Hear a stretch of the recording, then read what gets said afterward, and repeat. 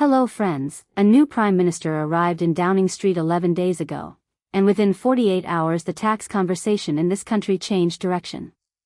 If you are a pensioner in the United Kingdom right now, there are 4 specific tax developments happening simultaneously that directly affect your money.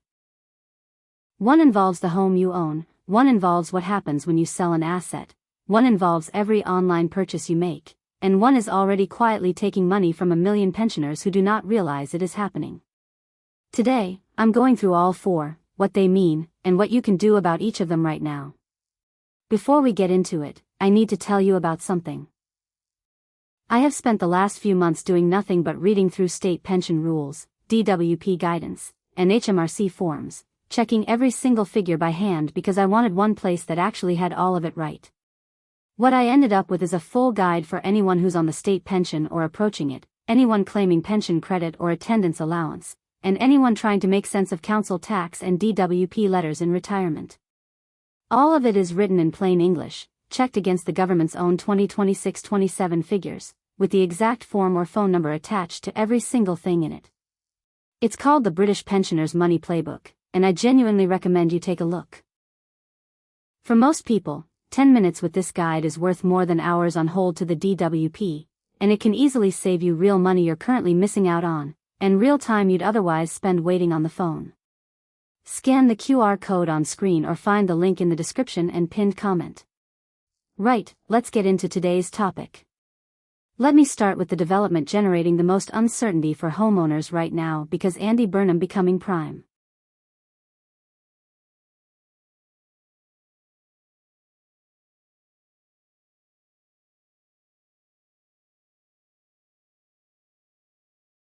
Minister has put property taxation at the top of every financial conversation in the country.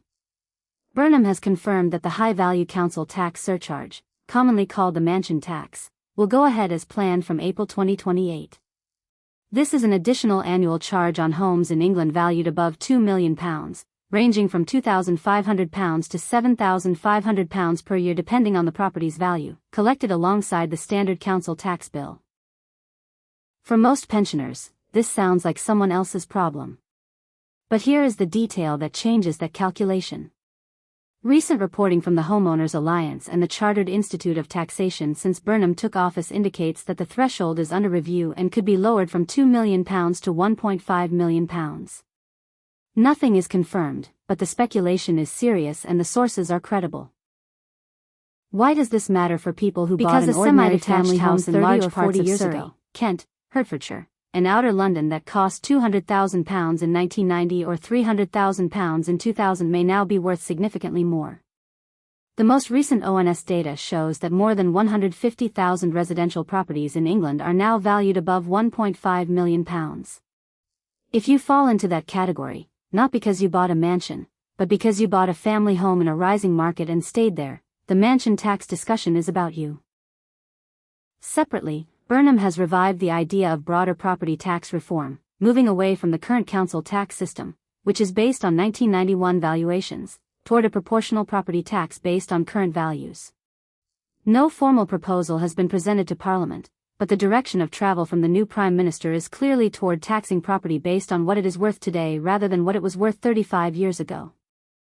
The second development involves a tax that has not changed yet, but where the signals coming from the new government are pointing clearly in one direction. Capital gains tax on the sale of assets, second properties, shares, and business interests has not been raised since the October 2024 budget set rates at 18% for basic rate taxpayers and 24% for higher rate taxpayers on residential property.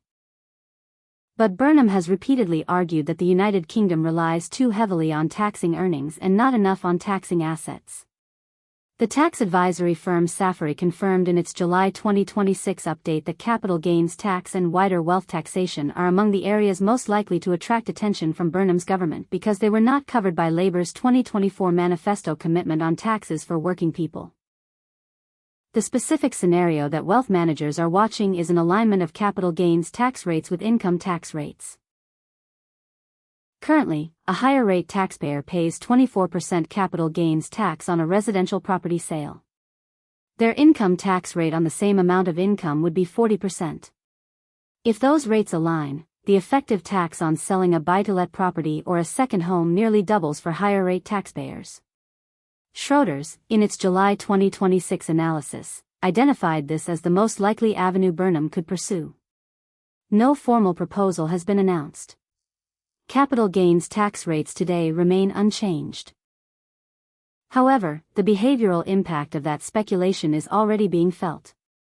Advisors are reporting an increase in people reviewing the timing of planned asset sales before any announcement is made. If you have a second property or significant shareholdings that you are planning to sell in the next year or two, discussing the timing with a tax advisor now could be worthwhile before any potential changes are announced.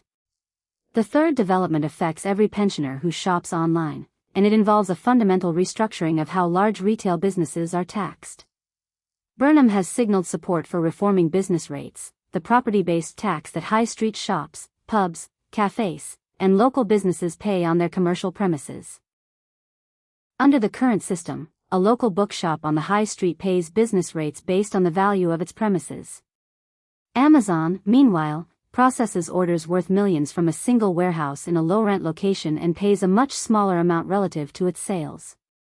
The proposed reform would reduce business rates for smaller businesses while introducing a digital sales levy, effectively an online retail tax, on high-volume online retailers. What does this mean for pensioners who shop on Amazon? In the short term, nothing changes. But if a digital sales levy is introduced, online retailers will have to decide whether to absorb the cost or pass it on through higher prices. The products pensioners buy most often online, books, health products, gardening supplies, and household items, are exactly the categories where even small price increases are noticeable on a fixed income. The practical response for now is simple. Nothing has been legislated yet, but compare prices before buying and don't assume Amazon is always the cheapest option.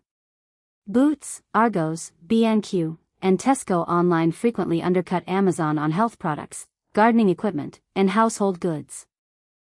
Around 66% of UK pensioners already use Amazon mainly to compare prices before buying elsewhere, and that habit may become even more valuable if online prices rise. The fourth development is the one already happening.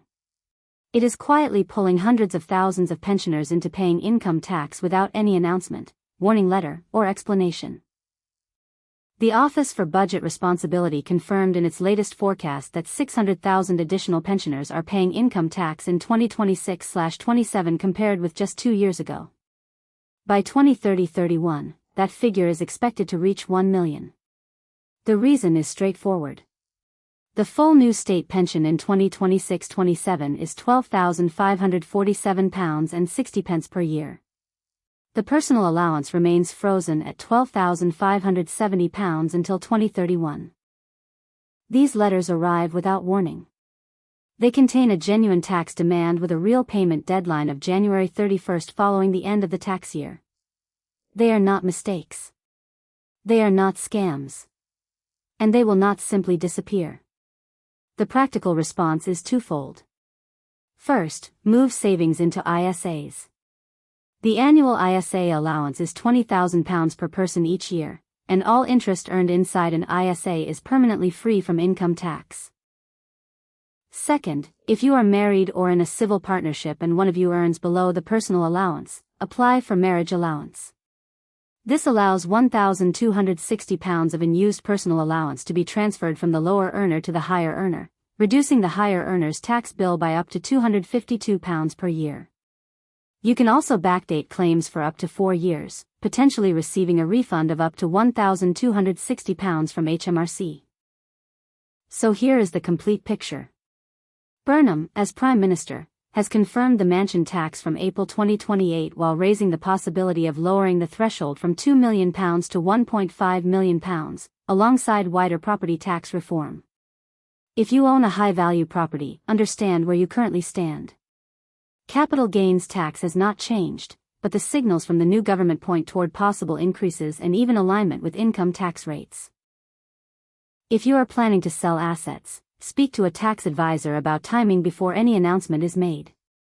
A digital sales levy on online retailers is also being discussed and could eventually increase prices on Amazon. Compare prices and do not assume online shopping is always the cheapest option. Finally, the frozen personal allowance is already pulling an additional 600,000 pensioners into paying income tax this year. Move savings into ISAs where appropriate and apply for marriage allowance if you qualify. Subscribe, like, and share this video with every pensioner you know who pays any kind of tax. Thank you for watching, and I'll see you in the next video.